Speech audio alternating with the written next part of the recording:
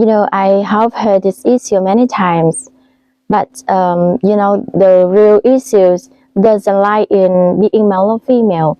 The real issue lies in not believing yourself, not believing that you are capable of practice and awakening. I myself have been through this experience before I ordained. I heard that many people say that the female body is more impure, inferior to a male body, and and full of suffering. So the women have to accumulate a lot of merit and make vow to be reborn as a man.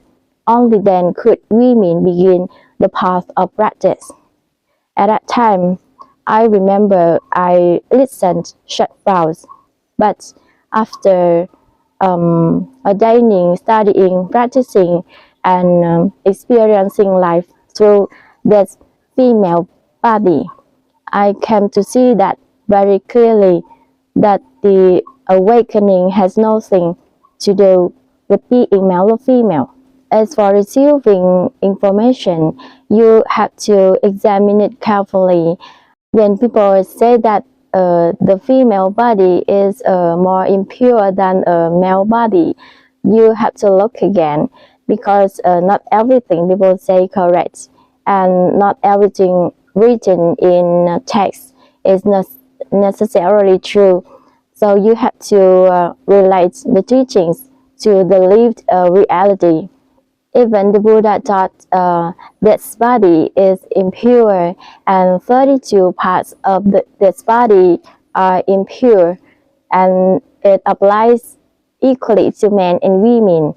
So if you still doubt it, you can ask the doctors, the surgeons who dissect the human body to see that is the male body cleaner than the female body, or they are essentially the same, and differing only according to the illness or conditions. And when people say that women are inferior, you have to ask, inferior in what way? Because we just consider the modern history. Vietnam's wars against the French and the Americans. Most of people in the world know this. And here in Vietnam, there were a number of female heroes, a number of female martyrs. And in the periods of the wars, women married, gave birth, cared for their parents, their husbands' parents, and they fought against the foreign invaders and participated in peace negotiations and carry countless other responsibilities. As for the claim that men have more achievements than women have, I think that this must be examined carefully, because this depends on many factors, social realities, opportunities, national development policies. So we cannot simply conclude that women are inherently inferior. I have met many practitioners both in Vietnam and Western countries. Some of them rely on direct observation rather than blindly believing in the theory. And when their direct observation, direct experience differs from what they were taught, they question it. They don't believe in something just because someone says so, or just because the text says so. And I think that this is very important. And we must remember that the Buddhist texts have been transmitted for over 2,500 years through multiple councils, edits, and copies. So some distortion is unavoidable.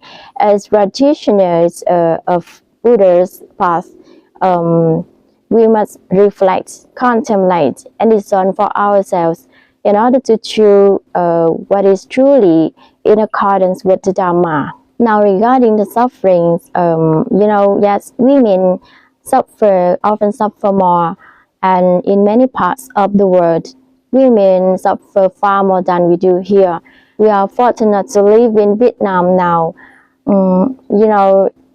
Although the remnants of gender bias still exist, the law recognizes gender equality, so the women have the right to education, access to knowledge, and awareness of self-worth and opportunities for self-development. So we have no reason to look down on ourselves. Instead, we should make use of these conditions to live fully, to have confidence, and to believe that we are capable of practice the Dhamma. This is not self-right. It is self-awareness. And when we are in suffering, that very suffering becomes an opportunity for awakening. The Buddha taught the suffering and the path leading to the cessation of suffering. Suffering allows us to look deeply into ourselves, to see that we suffer because we want the external conditions to confirm, to follow to our wishes, and to don't. And when you understand it very clearly, the acceptance becomes easier, and over time you may understand that the suffering comes from the mind, not from the external circumstances. But if you wish to make a vow to be reborn as a man, you may do so. But remember that you have to continuously observe yourself, knowing the mind and the body in every situation in daily life. When you live with such awareness, you live in the present moment. Over time, your understanding may change, and I think that you may no longer feel the need to make such a vow. Even if that vow were fulfilled, suppose you were reborn as a man, but that man doesn't understand the Dhamma. That man doesn't practice the Dhamma. So what benefit would there be? I think it is far better to be a woman who understands the Dhamma, who practices the Dhamma, than a man who doesn't 100,000 times over.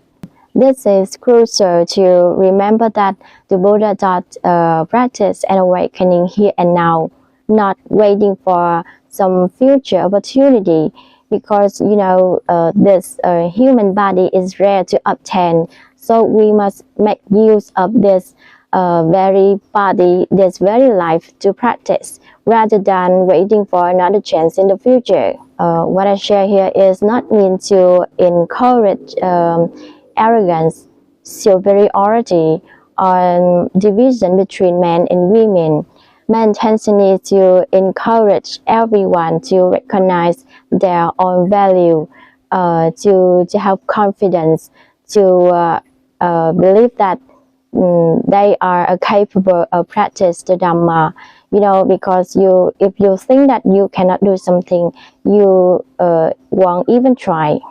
And because I have met many male practitioners who also feel weak, overwhelmed, and discouraged, believing that they cannot practice the Dhamma due to life's obstacle. So my encouragement is for everyone, men and women alike. We must believe that we can practice the Dhamma so that we can take step forward on the path of liberation.